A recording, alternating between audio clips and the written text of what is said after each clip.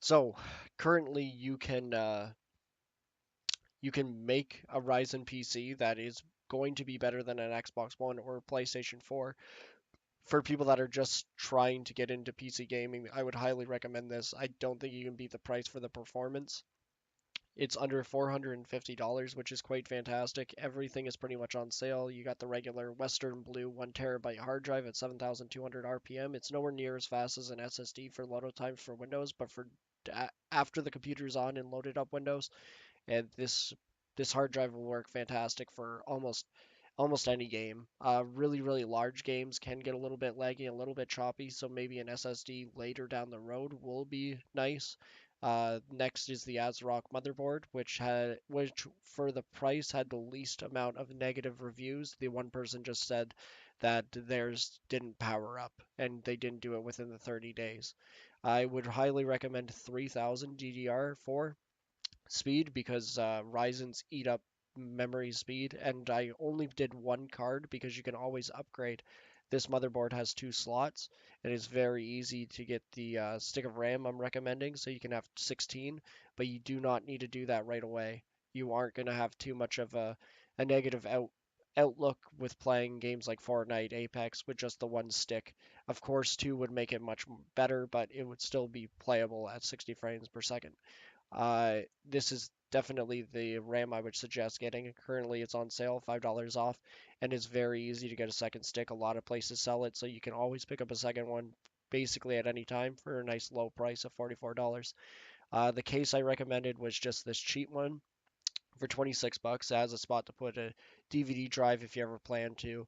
It has the USB 3 on the side, which is good. A lot of new cases don't come with 3.0 still. A lot of them come with multiple ones, but a lot of them I see try to weasel out of not doing it.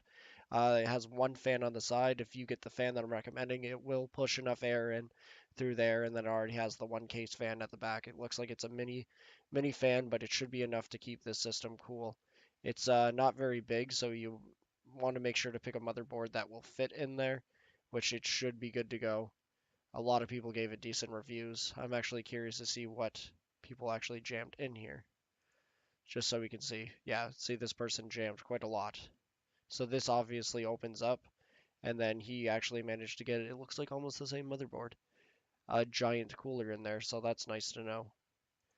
The power supply does go up top. It's a little bit of a pain in the butt. You have to make sure to put it in the proper way. I would highly recommend the fan to be facing inwards because I don't think this has anything on top. It should be idiot proof to not be able to do it, but just in case, do not face the fan towards the top. You want it to be sucking air in through down here. So this is like a basic case. If you do want something that's a little bit nicer, there are ones that will actually show the lights like this one for 50 bucks, but for $26 for a case just for the meantime, just to get yourself into gaming, it's definitely high recommended. I'm going to be doing more videos with my Ryzen build with my RX 570 4 GB pretty soon.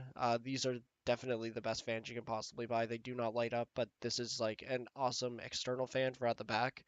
Uh, Half the time you don't even get to see those, especially if you have a giant cooler like mine for the CPU. I very much highly recommend these. Anything from over 1,500 to 2,000 is very nice. It pushes out a lot of hot air. The Ryzen 3 is currently $65, 66, and it is an absolutely great processor. It is able to be overclocked, which is very nice. It's gone down in price rapidly. It is 4 core, 4 thread, runs most games, and you can stream off of it using AMD Relive or um, I don't think OBS would work too well on it.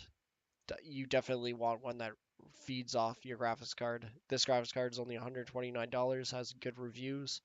Uh, PCI Express 3.0 has a boost clock of 1250, which should be overclockable, which unless you're jamming more fans in, I wouldn't mess around with. This thing is very sufficient, is much better than a 1050 Ti, and is cheaper. And then your average Wi-Fi stick, and I highly recommend at least a 500 watt 80 plus. I wouldn't go any lower than 500. You don't want to mess around with power supplies. This one comes with a 5-year warranty, and like I said, make sure the fan faces downward so it can pull air in and not just slam against or will overheat. So this is the build that I would highly recommend for someone on a complete budget for under $450 before tax.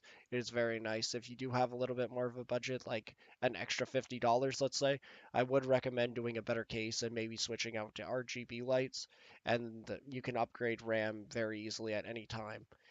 Putting everything out of a case and then back into a case is a pain in the butt. RAM can be upgraded anytime. Same with an SSD, it's pretty easy to do. You just want to use a free program to transfer your files over. So, if you guys have any questions about this build or what would be better than the RX 570 for a decent price, you guys can feel free to ask me.